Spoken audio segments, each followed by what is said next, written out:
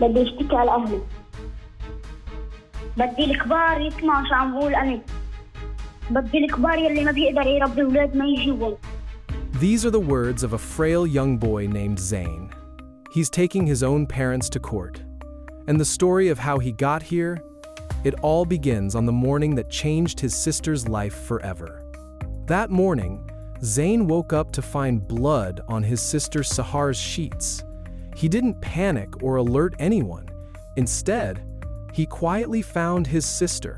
With a calmness far beyond his years, he taught her how to wash her underwear, how to wrap clothes around herself, how to keep a secret, just like a grown-up. He gave her a serious warning. Don't ever let mom find out. If you do, you'll end up like the neighbor's girl, taken away by some man, never to be seen again. In this slum, a place so bleak that even the sunlight seems stingy, parents aren't people you can rely on. The only ones the children can count on are each other. This is a gathering place for undocumented immigrants, where a legal identity is the ultimate luxury.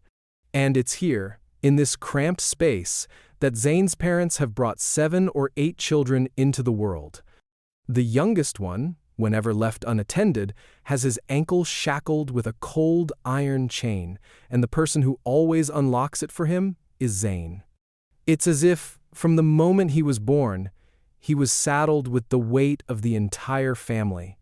To help pay off the rent, Zain has to work every day at their landlord Assad's small grocery store. Assad has his eyes on Zain's sister Sahar, constantly trying to lure her in with snacks. But Zain is always there to remind his sister that it's all just a trick. On top of that, Zain also runs scams, faking his parents' illnesses to get prescription drugs from multiple pharmacies. Back home, he helps his mother crush the pills, dissolve them in water, and soak clothes in the solution. Once dried, these clothes become a vehicle for the drugs, which his mother then smuggles into the prison to sell to inmates. Every day, a school bus passes by the store. Watching the kids his age inside, Zain's eyes fill with envy. At dinner, he brings up the idea of going to school to his father, only to be met with ridicule. His mother pretends to support him, but she's only interested in the food and clothing the school would provide. Even when Zain proposes a compromise school in the morning, work in the afternoon, his request is still shot down.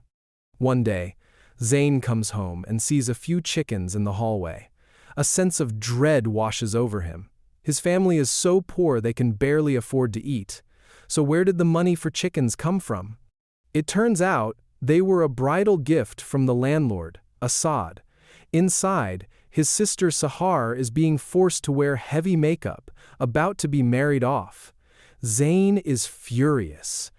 He tries to stop it, but his mother locks him in a room. He decides he's going to run away with his sister. He secretly grabs some money, packs some food, and gets ready to head for the bus station. But by the time he gets back home, it's too late. Assad has already arrived. His mother is brutally dragging Sahar downstairs by her hair. Sahar hides helplessly behind Zain, but in the end, she's powerless to resist. Completely broken by this betrayal, Zain breaks free from his mother's grasp and resolutely boards a bus, leaving everything behind. On the bus, an old man in a knockoff superhero costume calling himself Cockroach Man asks Zain where he's going. Zain casually lies, saying he's off to his grandma's. A short while later, the old man gets off at an amusement park.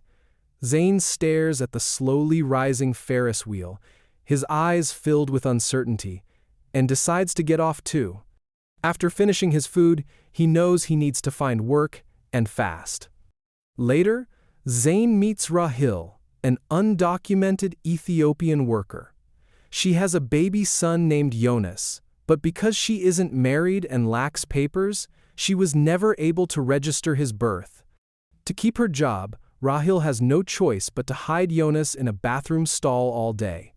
Taking pity on him, Rahil takes Zain in. In exchange, Zain agrees to look after the baby. Zain turns out to be a natural at taking care of Jonas, and Rahil sneaks them cakes from the restaurant where she works. But Rahil's forged ID is about to expire. Getting a new one costs $1,500 money she simply doesn't have. The forger, Aspro, has his eye on her son. He offers to take Jonas as payment, cruelly telling her, "Legally, your son doesn't exist. He was dead the moment he was born." As if things weren't bad enough, Rahil is suddenly arrested over her immigration status and thrown in jail, with no way to let Zain know.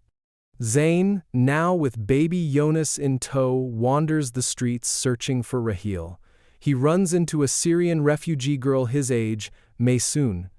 She tells him about Sweden, a happy country where children don't starve to death. Getting to Sweden becomes Zain's new hope. To survive, Zain resorts to his old trick of making the drug-laced juice to sell. But this time, he's robbed and brutally beaten by a group of addicts. To make matters worse, their landlord chains the door to their room shut. All the money he had painstakingly saved is now gone.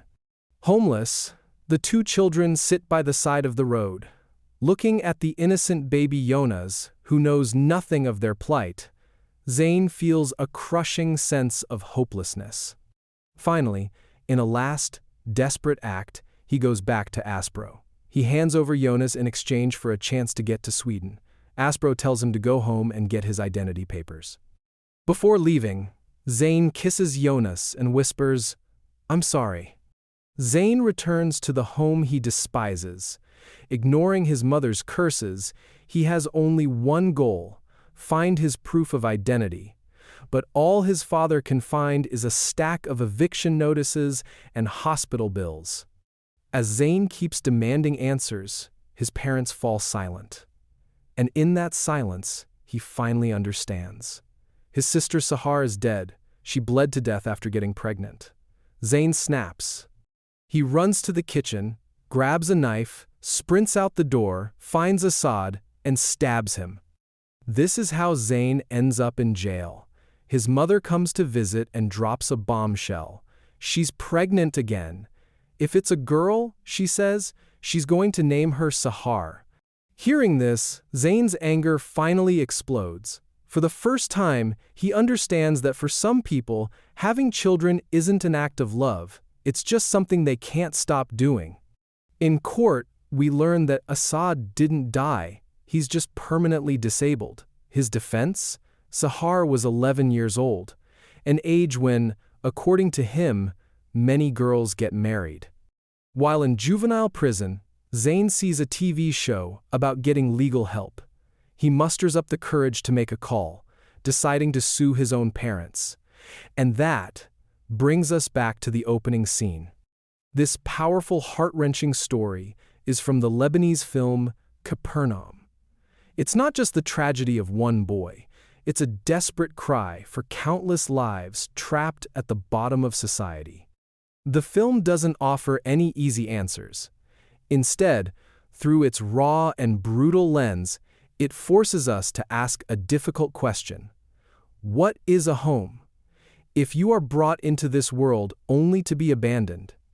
At the very end of the film, while getting his own ID photo taken, Zain is told to smile. He forces the corners of his mouth up, revealing the first and only smile we see from him in the entire movie. But that smile, it lands like a dagger, piercing the heart of everyone watching.